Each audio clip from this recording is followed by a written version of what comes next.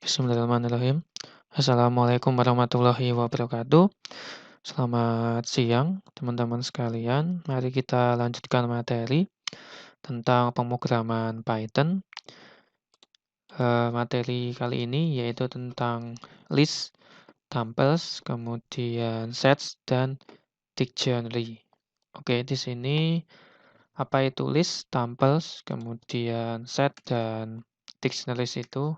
Jadi, itu sejenis kumpulan data atau array yang ada di dalam bahasa pemrograman Python. Oke, kita mulai dari list dulu. Jadi sebenarnya fungsinya sama. List digunakan untuk menyimpan beberapa item dalam satu variabel. Kemudian, tuple digunakan untuk menyimpan beberapa item dalam satu variabel. Jadi pengertiannya sama. Kita lihat pengertian yang set di sini. Set digunakan untuk menyimpan beberapa item dalam satu variabel. Jadi sebenarnya itu sama, memiliki fungsi yang sama, cuman dia memiliki cara pendefinisian yang berbeda dan fungsi yang berbeda. Nah, kita harus menentukan ketika kita berhubungan dengan atau mengerjakan tentang kumpulan data, kita harus tahu dulu jenis data yang akan kita olah atau akan kita proses. Kemudian di sini ada dictionary. Dictionary digunakan untuk menyimpan nilai data dalam pasangan kunci. Oke, jadi ini contohnya untuk yang dictionary. Kalau yang 3 awal tadi itu agak kurang lebihnya sama untuk formatnya, hanya berbeda di tanda kurung kurawal atau tanda kurung bulat dan kurung siku di sini. Cuman itu perbedaan antara list, tuple, kemudian set untuk format pembuatan dari kumpulan data jenis tersebut. Kemudian kita lihat dulu fungsi dari list. Di sini dia kumpulan data yang tersusun dan dapat dirubah atau dapat diubah nilainya atau dapat diganti. Kemudian kalau tuple, dia kumpulan yang tersusun dan tidak dapat diubah. Jadi nilainya tidak dapat diubah. Kemudian ini datanya dapat duplikat, jadi maksudnya datanya bisa 2 kali. Data yang sama dapat ditulis 2 kali. Kemudian ini juga sama, data yang sama dapat ditulis 2 kali. Kalau set dan dictionary dia tidak ada data duplikat. Jadi tidak boleh ada data yang sama muncul 2 kali. Oke, itu kira-kira tentang tuple, list, tuple, set, dan dictionary. Jadi ini bisa diartikan sebagai array atau kumpulan data di bahasa pemrograman yang lain. Kalau kita sudah mengenal tentang array, jadi tentang kumpulan data. Tapi dia memiliki fungsi yang berbeda, seperti itu. Oke, mari kita mulai untuk memprogram untuk membuat contoh eh, list, tuple, set, dan dictionary di pemrograman Python, di Python. Oke, kita buka dulu CMD-nya. Kemudian kita buka Notepad di sini, lalu saya akan arahkan ke folder tempat saya menyimpan file Python. Itu ada di Change Directory, save underscore, S-nya besar. Save underscore Python. Silakan teman-teman siapkan folder yang berfungsi untuk menyimpan file Python dan akan kita simpan file tersebut, lalu kita panggil. Nah, agar mudah kita untuk memanggil filenya, di sini silahkan teman-teman pilih local disk C atau local disk D. Kalau saya di local disk D. Kemudian change directory atau CD, save Python. Save Python ini adalah foldernya, save underscore Python. Kemudian nanti di sini sudah akan terpilih folder tempat penyimpanan dari file Python. Kemudian silakan teman-teman sekalian buka Notepad.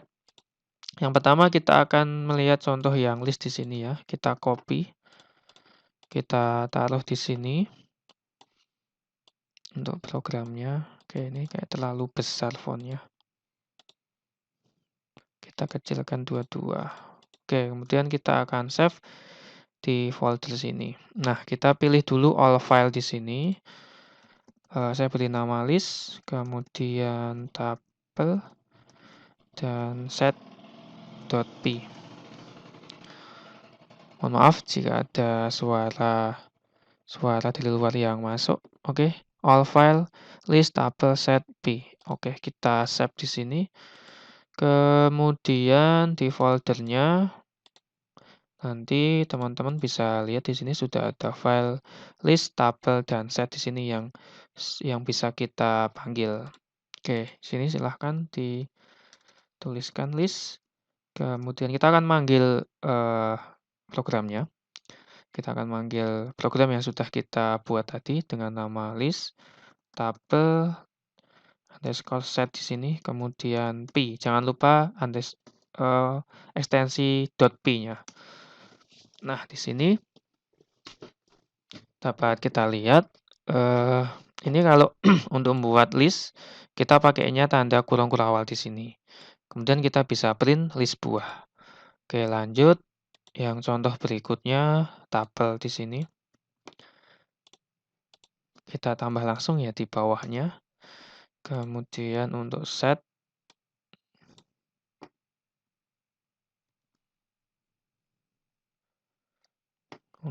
kemudian oke, bisa kita lihat di sini perbedaannya ada pada tanda ini ya, tanda kurung kurawalnya ini.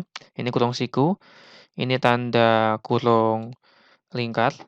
Kemudian ini tanda kurung kurawal di sini. Jadi perbedaannya antara list, tuple, dan set itu ada pada tanda kurungnya. Kemudian kita akan jalankan file yang tadi kembali. Nah, kira-kira sama ya hasilnya. Tapi ada perbedaan di kurung kurawalnya nih, tanda kurungnya. Ini siku, kemudian ini tanda kurung lingkaran, ini kurung kurawal. Nah, kalau ingin membuat kumpulan data berupa angka bagaimana? Kalau berupa angka, kita paling mudahnya pakai list dulu saja. Jadi misal kita mau buat list angka di sini. Paling mudah kita pakai yang jenis yang list, bukan yang tuple ataupun yang set buah. Nanti karena kita akan berhubungan dengan angka yang nilainya akan kita rubah. Jadi lebih mudahnya tetap pakai list ini.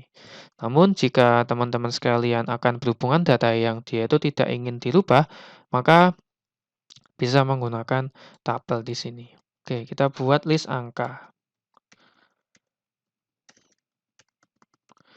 Kemudian kita bisa tuliskan di sini 1, 2, dan 3. Jadi kalau pakai Python kita nggak perlu mendefinisikan tipe datanya. Kita tinggal tulis saja variabelnya. Misal yang ini, ya sudah nanti dia langsung otomatis menyesuaikan bahwa variabel list buah itu berupa data string di sini. Nah, ini untuk variabel yang berupa angka, seperti itu. Oke, kita save, kemudian kita jalankan kembali. Tekan atas untuk manggil file yang sebelumnya. Oke.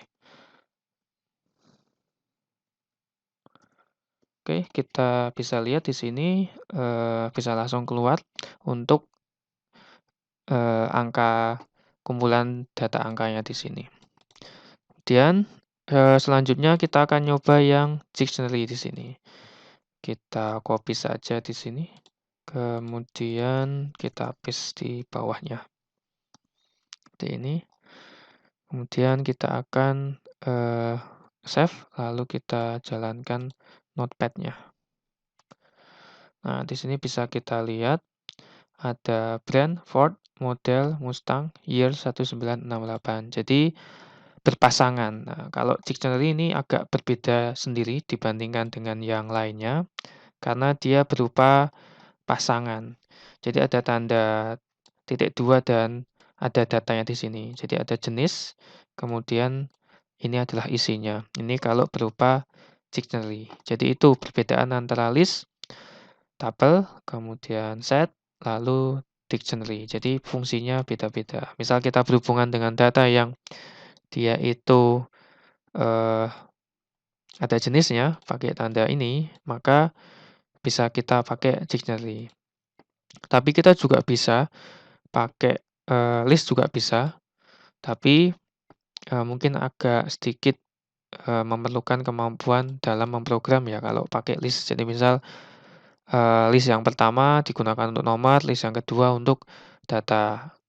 Jadi bisa bisa juga menggunakan pakai list, tanpa menggunakan dictionary. Nah, itu kembali lagi ke programmernya apakah ingin menggunakan list atau ingin menggunakan dictionary atau mungkin ingin menggunakan set dan tabel. Jadi tergantung pada jenis data, kemudian data yang akan diproses juga tergantung pada programmernya. Dia lebih nyaman menggunakan yang mana, seperti itu. Jika memang hanya paham menggunakan list, ya kita pakai list saja, seperti itu. Itu contoh untuk list, kemudian tampil, set, dan, dictionary, seperti itu. Oke, silahkan teman-teman coba untuk pemrograman dari list, kemudian tabel, dan set di sini, lalu dictionary. Kemudian perbedaannya, list dia dapat dirubah, datanya dapat diubah, kemudian dapat duplikat. Kalau yang tampil dia tidak dapat dirubah. Jadi saat, program berjalan itu dapat diupdate nilainya. Nah, kalau tuple dia tidak dapat diupdate, kalau list dia dapat diupdate, kemudian datanya bisa duplikat untuk yang dua ini. Kemudian kalau set dan dictionary itu tidak boleh datanya duplikat. Kemudian ini tidak berurutan dan tidak terindeks. Ini maksudnya tidak bisa diurutkan datanya. Kalau yang ini list dan tabel dia bisa diurutkan. Kalau dictionary dia dapat diurutkan, dapat dirubah, tapi tidak bisa datanya duplikat, seperti itu. Oke, demikian penjelasan tentang list, tabel, set, dan dictionary. Silahkan dicoba untuk contohnya, tandanya diingat, ini dia pakai apa. Kemudian,